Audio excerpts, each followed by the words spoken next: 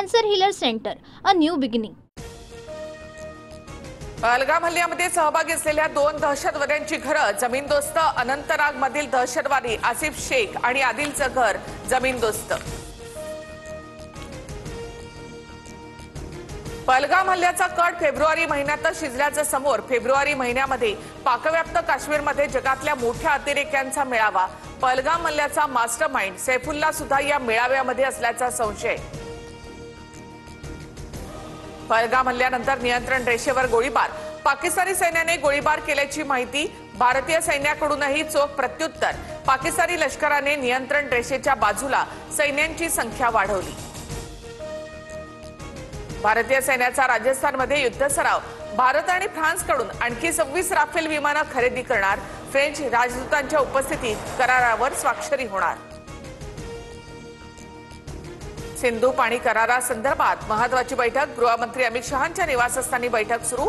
जलशक्ती मंत्री CR पाटील यांच्यासह मंत्री S जयशंकर उपस्थित. गृहमंत्री अमित शहांची सर्व राज्यातील मुख्यमंत्र्यांसोबत चर्चा. पाकिस्तानी नागरिकांना तात्काळ परत पाठवण्यासह संबंधित व्हिसा रद्द करण्याचे आदेश.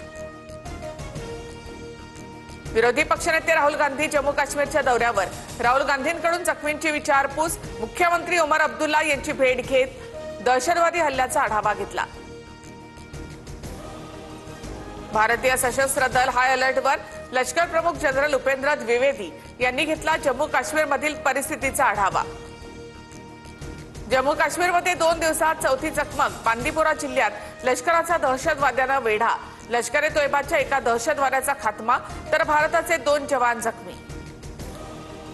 ठाकरेंची शिवसेना देशाचा इतिहास विसरली याचं दुःख. मुख्यमंत्री फडणवीसांचा हल्लाबोल. दहशतवादी हल्ला झालेला असताना ठाकरेंच्या शिवसेनेकडून मूर्खासारखी वक्तव्य. देश माफ करणार नाही फडणवीसांचं वक्तव्य. आदिलशहाच्या कुटुंबियांशी उपमुख्यमंत्री शिंदेंचा संवाद. आदिलच्या कुटुंबियांना शिंदे घर बांधून देणार. पहलगाममध्ये पर्यटकांना वाचवताना आदिलचा मृत्यू. 28 एप्रिलला जम्मू काश्मीर विधानसभेचं विशेष अधिवेशन. पहलगाम हल्ल्यानंतर उपराज्यपाल मनोज सिन्हा यांनी बोलावलं विशेष अधिवेशन.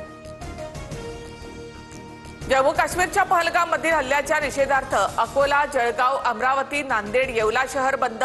विश्व हिंदू परिषद, बजरंग दल आणि हिंदुत्ववादी संघटनांच्या वतीने ठिकठिकाणी निषेध मोर्चा. श्रीनगरहून 232 पर्यटकांना घेऊन 3रं विमान आज महाराष्ट्रामध्ये येणार. मुख्यमंत्री फडणवीसांच्या निर्देशानुसार विशेष विमानाची व्यवस्था. जम्मू काश्मीरमध्ये अडकलेले 500 पर्यटक आतापर्यंत सुखरूप परतले.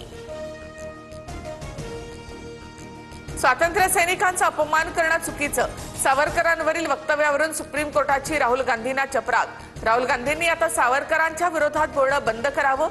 मुख्यमंत्री फडणवीसांची प्रतिक्रिया. Cancer healer center, a new beginning.